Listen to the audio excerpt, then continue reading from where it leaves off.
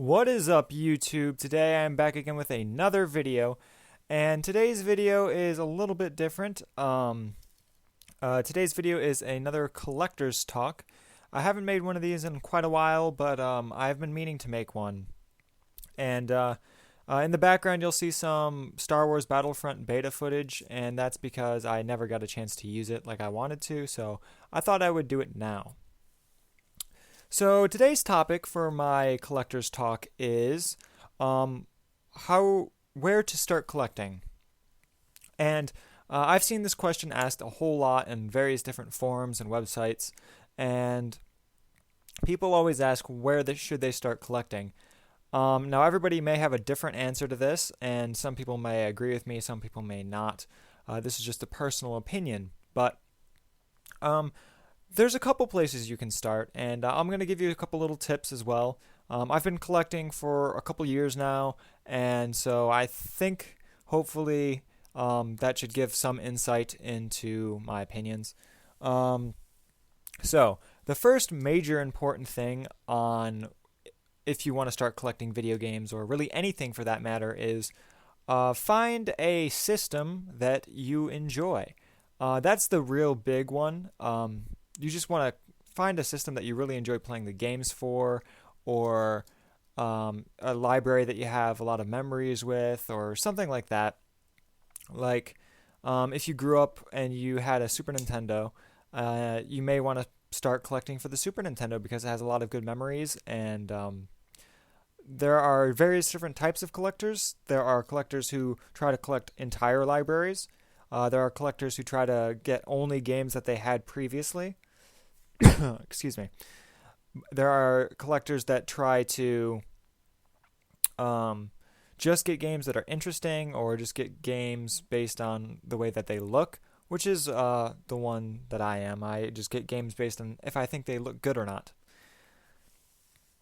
Alright, so then another good place to start for collecting would be now these are specific systems, and some people may agree with me and some people may not, is try to find a system that is not super expensive and oversaturated in the collecting market. For instance, I wouldn't really ever recommend starting your first collection with the NES or Super Nintendo, just for the main reason that they are really expensive at the moment. There's a lot of people out there that are just buying SNES and NES games just because it's what everybody's doing. And now those systems aren't bad or anything, and you by all means can and will find games that are, affordable on those systems. But a large majority of the really, really fun and just like unique games are going to be expensive for the most part, since they're very, very saturated. I would recommend now if you want to collect for an 8-bit system, I would recommend personally checking out the Game Boy. The Game Boy is a very, very cheap system to collect for.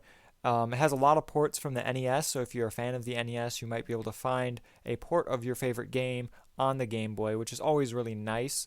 It's a portable, which is always nice. There are a couple different versions. There's a lot of different consoles out there in terms of Game Boy that can play original Game Boy games, so you don't really have to worry about hardware failure too much.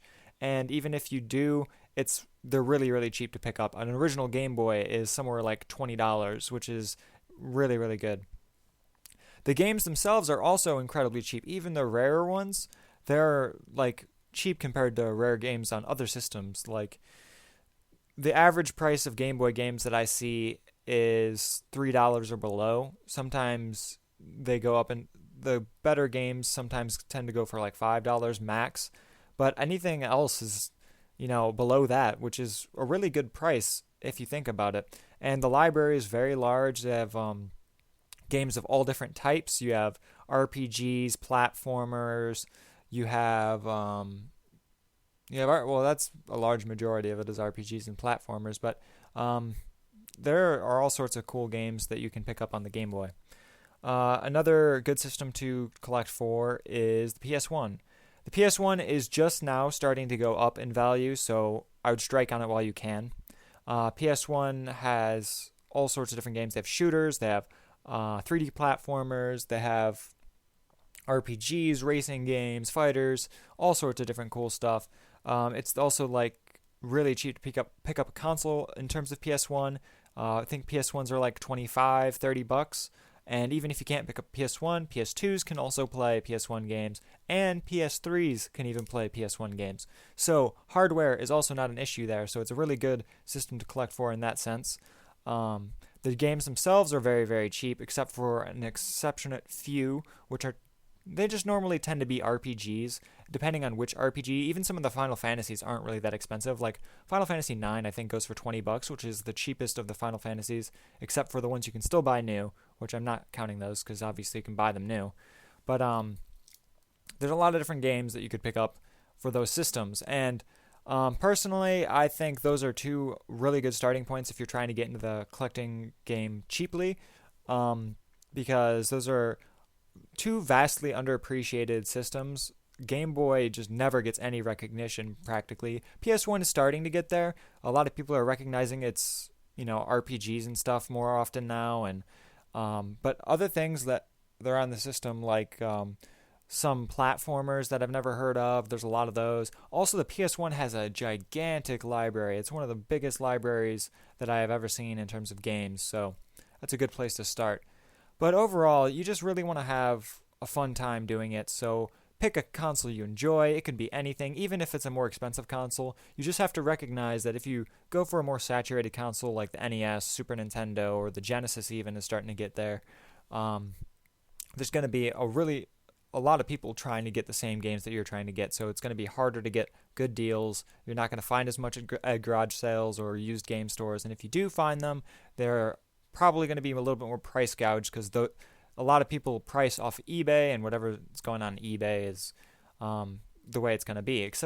But speaking of eBay, in terms of PlayStation 1 and Game Boy, those two systems, a lot of the times you'll find them cheaper in person than you will on eBay because a lot of people don't price check those because they're not really that popular. They don't seem valuable. So a lot of people just price them at my local used game store prices all their original Game Boy games at like $3 or below, unless it's like a specific rare game like Pokemon or something very desirable. And for the PS1 games, they generally tend to stay below $7. So, that's just some tips that I have for people that may be interested in starting to collect video games. So, if you have any comments or you have any suggestions in the comment box, leave them in the comment box below. I try to read all my comments, and if you have any other suggestions for consoles that you could start collecting for, leave them in the comment box below. Thank you guys for watching, and I'll see you guys next time. Peace.